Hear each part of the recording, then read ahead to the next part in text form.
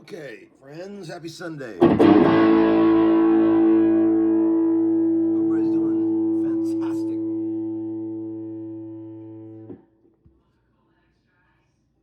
Hey, buddy, turn that down. Leo, I love you. He was down there playing drums, and then he cranked on whatever movie he's got going. Talk about some slide concepts, because we had so much fun playing slide in that last video.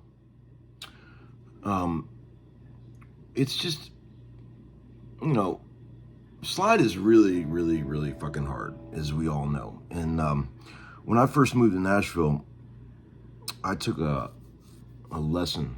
I'm gonna stop this video. I'm gonna go shut that door. I'm coming right back. Hang out. Okay, so when I first moved here, 92, I used to go see these amazing bands play in Nashville. And one of them was the Jonelle Mosser band. And the guitar player, fantastic guitar player named Tom Britt.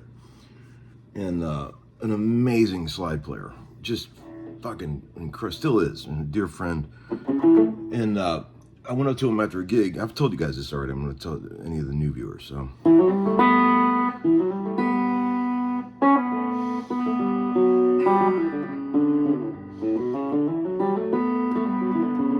lot of good shit there. I said, man, do you teach lessons? And he said, no.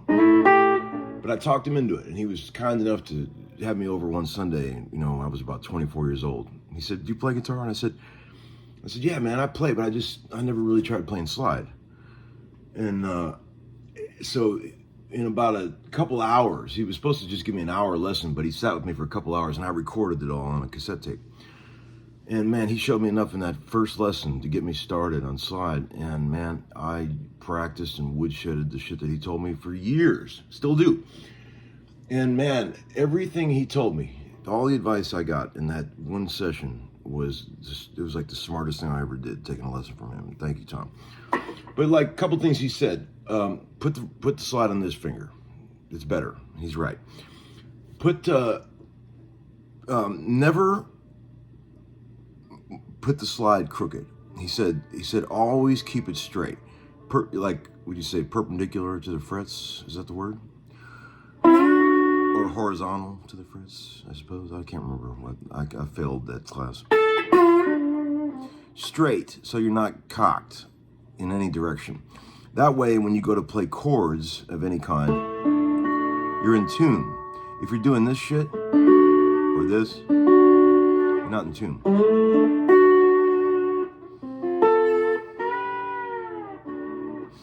Slide's all about muting. It's all about left hand and right hand muting. You know, Tom is amazing at doing all that behind the slide shit. But here's the thing, you know, play with a tuner. Like, same thing I told you guys before with bends.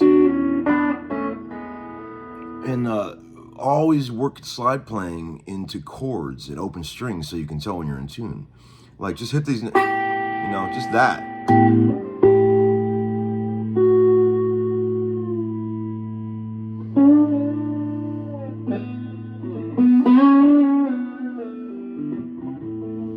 Compare the notes to the open strings. You can immediately hear when you're out of tune.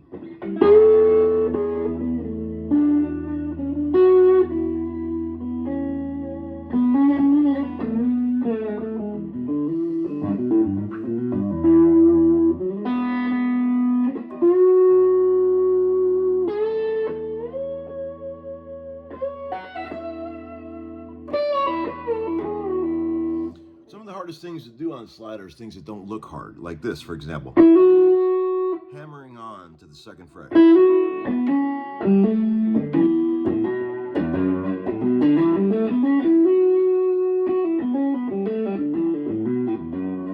Really hard to do.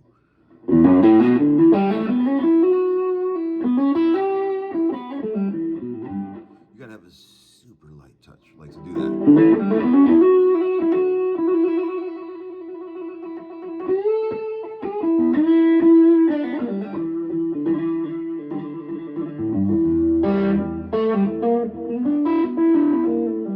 You don't want it to go blonk like this. You don't want that.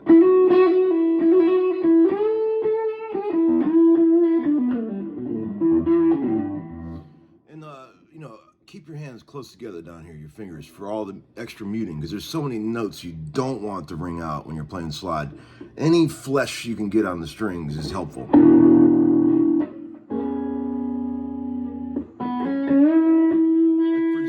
Playing that lick on the B string only, I am literally laying my thumb across the bass strings. If I didn't, it would sound like this. So you got to lay that thumb across. Now I've got the thumb across all 5 strings except the high E.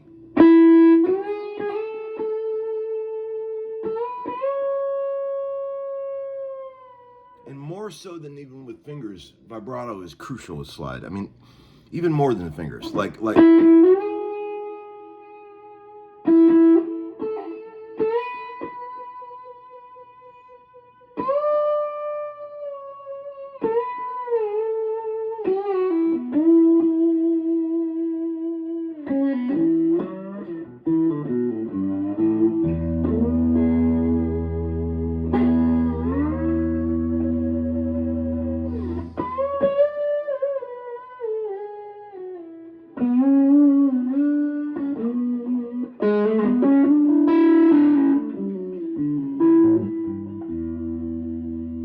Sometimes you don't want any vibrato.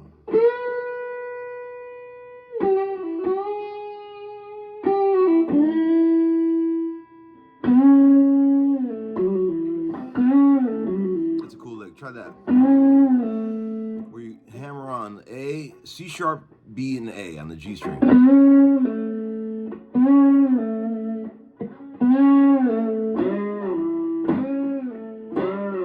That's hard.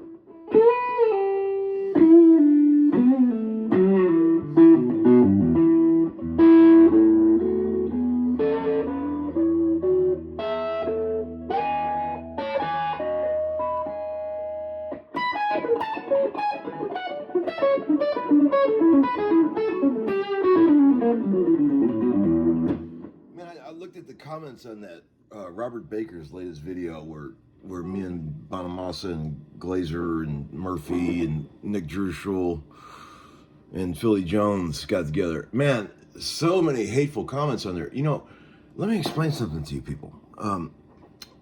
I didn't even know what that video was about until I got there. Joe Glazer just said, dude, come by. We're making a fun video. Come by after your session. So I was at a session. The session ran a bit over. And I called Joe and said, I'm on my way over. He said, well, we already started. So Nick said, bring any kind of cool old Gibson you got. And I had a Les Paul Gold Top with me that I just got done using on the session. So I brought that along. And then I get there and I realize it's a video about the Chipsons, which is fine. I was like, great. It's great to see all those guys. I love all those dudes. You know, Philly Jones and me go way back. And, you know, I love those dudes. Murphy used to come in my shop all the time. We would sit and talk and talk. And that boy can talk. I love him to pieces. My God. You know, of course, Joe Glazer and I are very close. I know Bonamassa a little bit, but we don't hang. I just, you know, I know him from my old shop and a bit. But it was very great to see all those guys. And like all these comments are saying things like, you know, you cork sniffers. You know, the video was intended to show the differences so people don't get ripped off. It wasn't to make fun of cheap guitars, right? And anybody that knows me and knows this channel, I mean, you must know by now that there are very few things in this life that I give less of a fuck about than cheap Gibson ripoffs. I couldn't care less, literally. I don't, if that's what you want to play, if that's what you like playing, fucking great. I don't use them, but I'm not saying I don't care who uses them, or I don't care who's making money off of ripping off Gibson's name.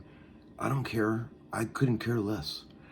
So if anybody got the idea that I went there and was purposely trying to, you know, talk shit on cheap guitars, that was not my intention. I don't care. I didn't even know what the video was about. So Joe's always doing something like that. You know, Glazer, he's always got something cooking. So he's like, come by, you know, we're doing this and then we're doing that. You never know what you're getting into with that guy. That's what I love about him. So hopefully you guys learned some shit from that video. I know I did. There was a lot of things that I saw there that night that I had no idea about. Like I didn't know what kind of wood that shit was made out of or any of the plastics or anything. So I learned a lot, and hopefully you did too. But now I got a whole new legion of haters that think that I'm like ripping on cheap Gibson copies. I couldn't fucking care less, people. I couldn't. So scratch that off your list if you're worried about that.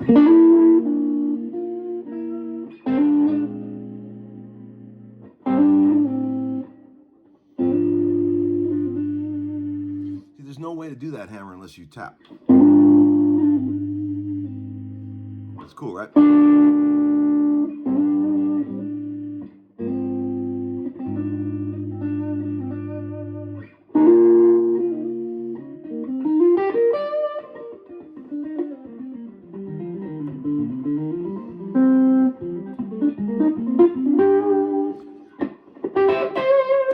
Leo and I have been working on The Beautiful People at Marilyn Manson. He's got that shit down. Maybe we'll put up a little video later of him playing it. It's unbelievable.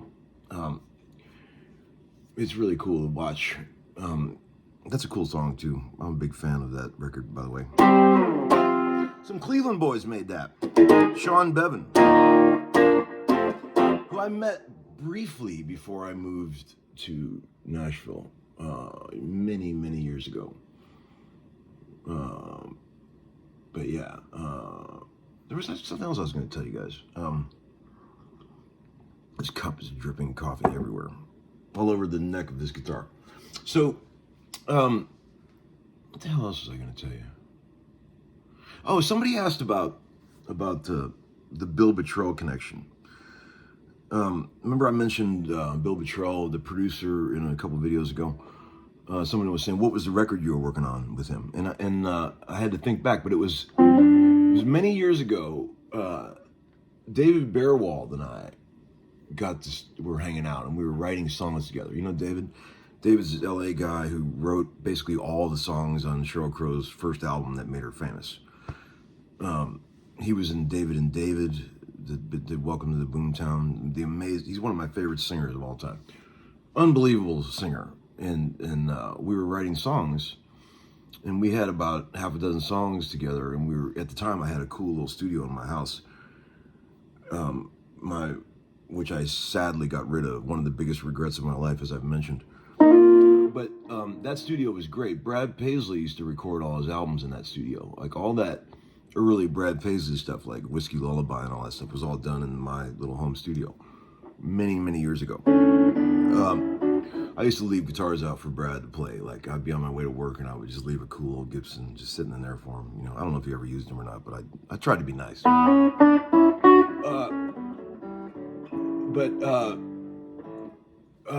David is old friends with Bill Bottrell, of course. And one day we were working and David said, hey man, guess who's coming by? And I was like, who, man? He's like, Bill Bottrell. And I was like, no fucking way. Like, guy's a legend in my mind. And he came by, and we started working on a couple tracks, and it was Joe Baldridge was engineering, I remember. And it was really fun. I don't know whatever happened to those recordings, but it was great to meet Bill and hang with David. Talented fellas right there. Hear that? Thing's freaking out. But that's the Lab L5. See, you got a lot of crazy shit going on with this amp. Can you see that? I got the compressor on, but I turned it way up, right? The threshold. And this mid frequency thing is pretty cool. You could get a wide variety of sweep there. I've got the channel volume cranked and the master down a bit. But like, listen to what this channel volume or the mid-range hump thing does. Check this out.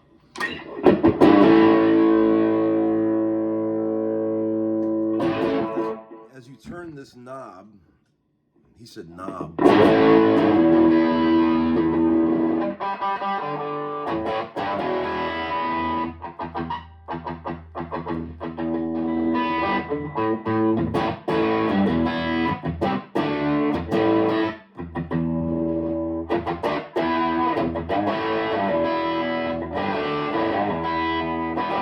Yeah, fun stuff. Mid-range is so much fun. There's no more fun thing than mid-range. I love like little squawky, super mid-rangey sounds. That's fascinating to me. All that stuff is beautiful. But yeah, enjoy your Sunday. Hope you got something out of this slide shit.